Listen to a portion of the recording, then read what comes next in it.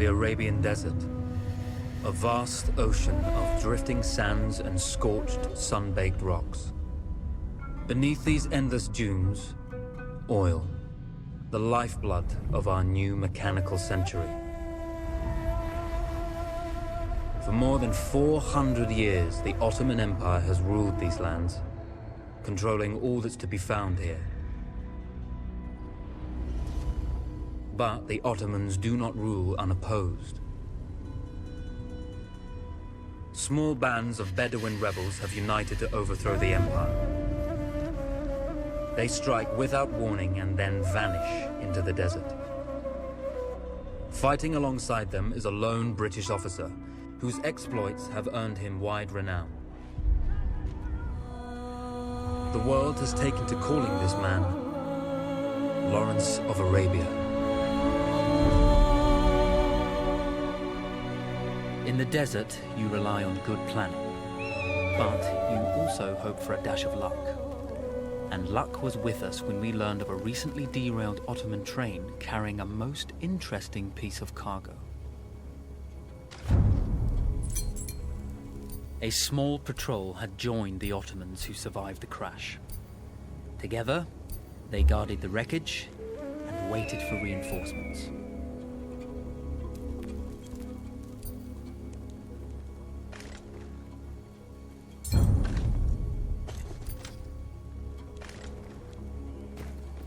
We strive to do what we think is right, and push through those who would stop us from achieving this, no matter the cost.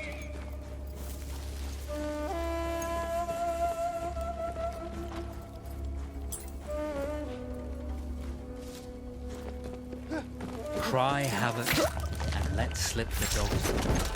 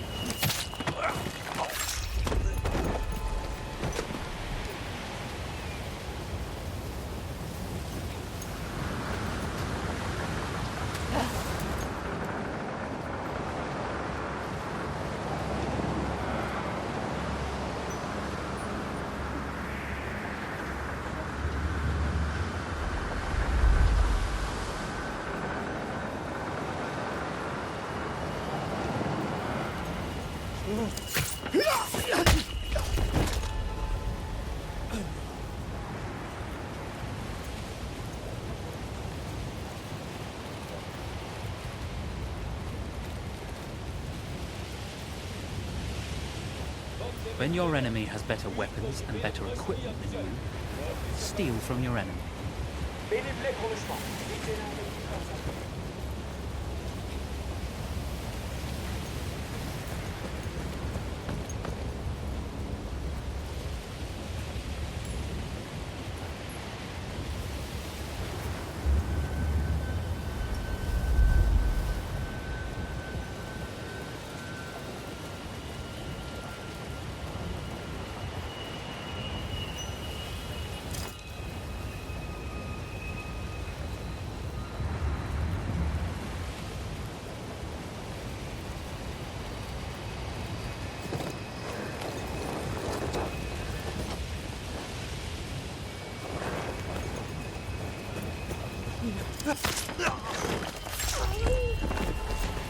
Başı beni sevmiyor. Havadan sudan doğacak kesinler.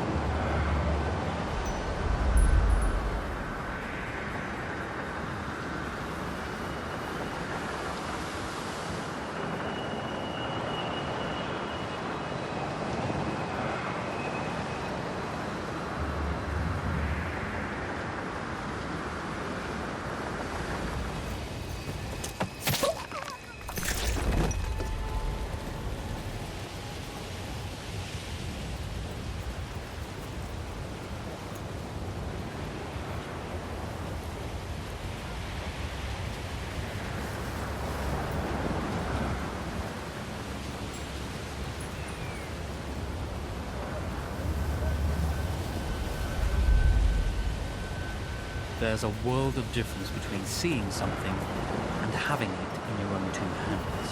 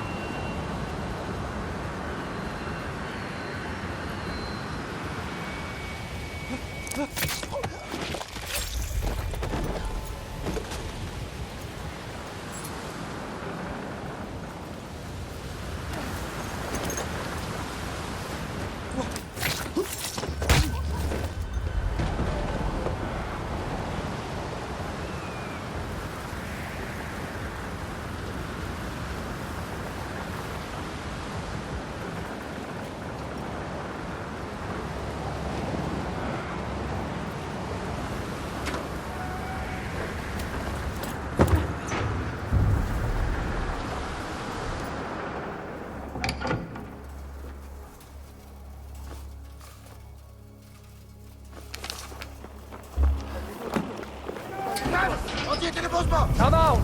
It's over.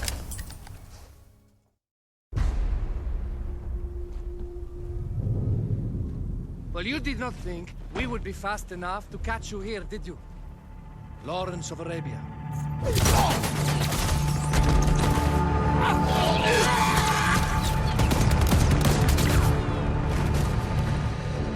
Actually, I was rather depending on it. Lawrence. Well, this is very clever. Now the hunter becomes the hunted. So who might you be? How enchanting you are, my dear. Ahmed. I'll show you enchanting. If it weren't for you, I'd be free. Free, is it? You'll be free when you're dead. And I'm happy to tell you, the Empire intends to grant you all this freedom very soon. Even now, an engine of destruction scours this desert, obliterating your allies, your families, your homes. Soon there will be nowhere to run. Nowhere to hide.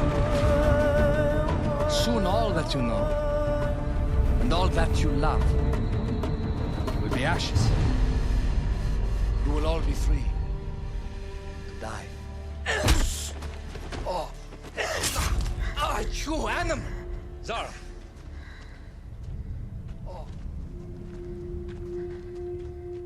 Now I understand that you would like nothing more than to strip the flesh from that man's feet and send him off into the desert naked to die. But think about it. You're right.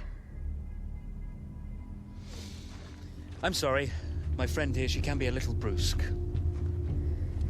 You're going to tell me how to lie to your train, so we can lure it into a trap and destroy it. Impossible. To even begin to talk to that train, you would need an entire book of communication codes. Oh, like this one, you mean? You can never stop the progress of machines! One day, the whole world will take your lands, and the precious black gold beneath its sands. We shall see, my friend.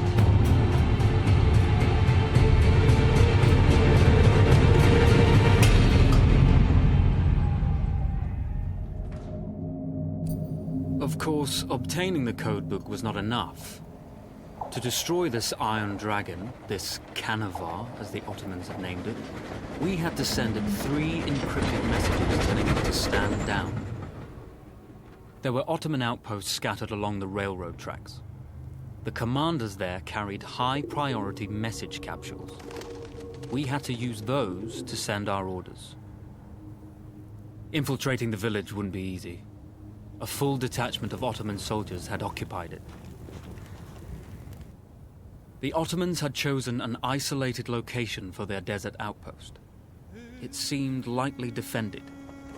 It was also well stocked with arms and equipment.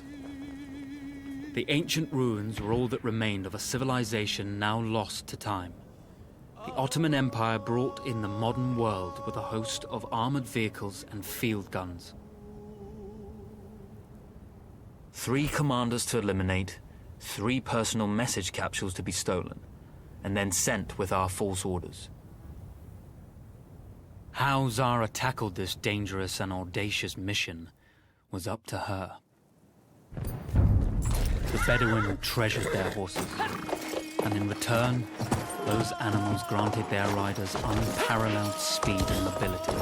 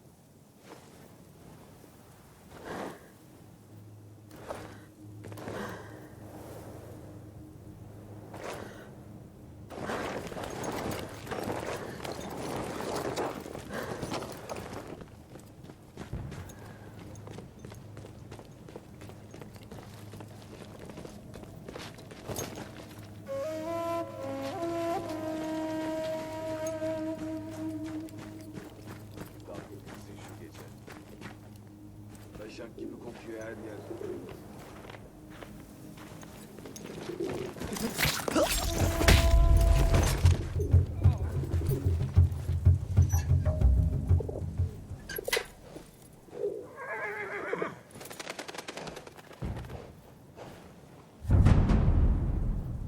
A single order wouldn't be enough. Ottoman protocol required the message to be received in triplicate before the train would acknowledge it as genuine.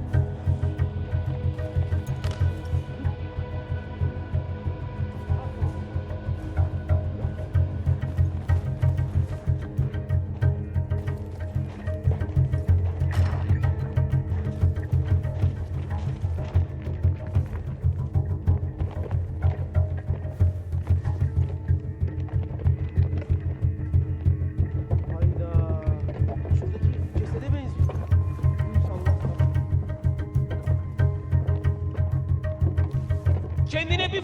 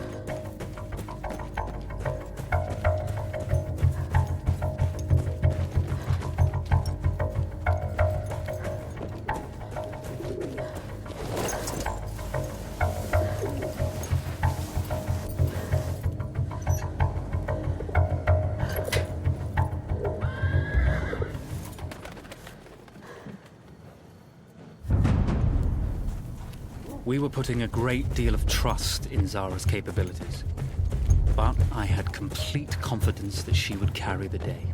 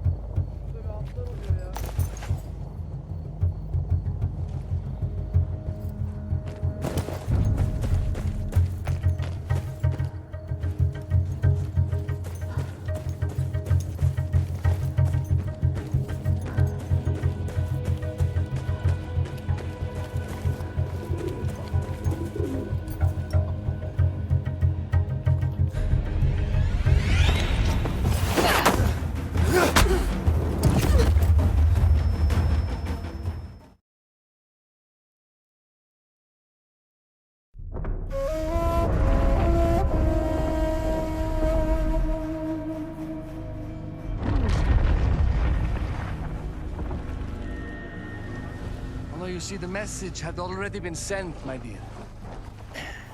Not the message you would have wanted. Lawrence was such a good host. It almost seemed rude to escape. I made sure to note the location of Lawrence's camp, of course. Which means... the train knows too. Twice, you told that train everything was clear. But... I told it exactly where to attack.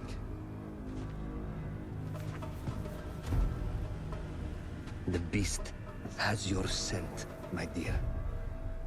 And it's coming to slaughter you and your little band of rebels. First, the firestorm from the cannon. Then, up close with the troops to slaughter any survivors.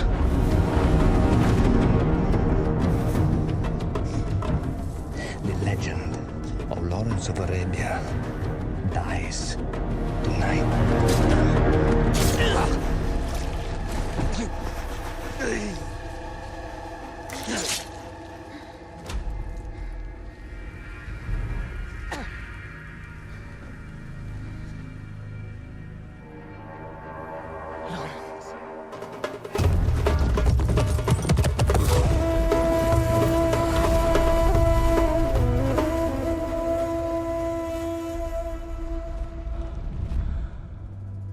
You slipped away just in time. Tilkitchi was a fool to think we'd ever stay after he escaped. The Canavar won't stop hunting us. No, it won't. Let me think. The train's coming a long way. So it'll have to stop to take on water. That's where we strike. Agreed. I'll deal with any sentries, then rig explosives on the track. Yes, and I'll rally our fighters. When I blow the lines, the train will be trapped. So when you hear the blast, you need to attack them with everything you have. It's good. But you know that there's a chance the men may not come. You may set off those explosives and find you're out there all alone. You know that. I guess I won't know either way until I set it off.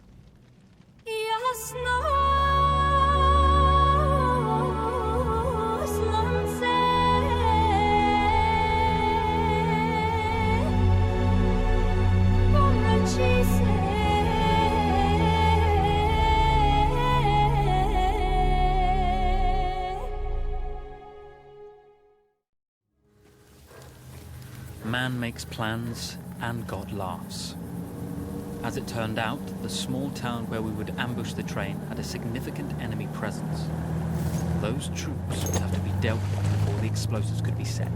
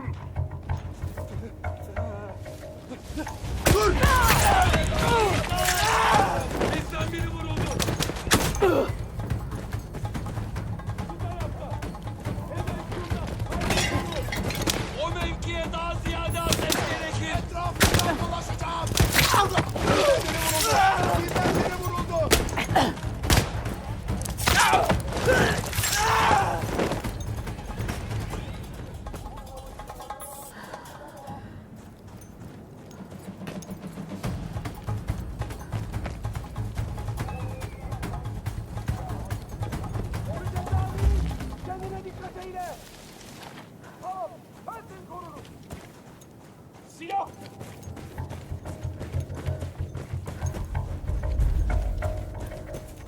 When facing armored opposition, we often use the Ottomans' own weapons against them. Anti-tank grenades, field guns, whatever we could lay our hands on. İyi muamele ederiz!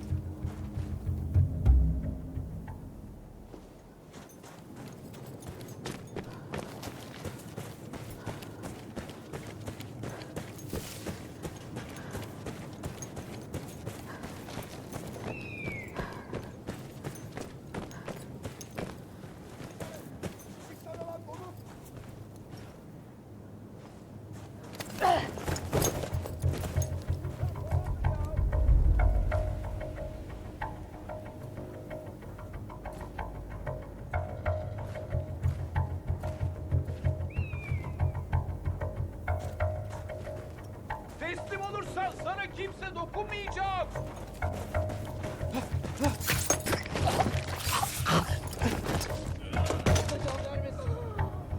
Vurursanız bak! Amına koyacağım ama iyi mi?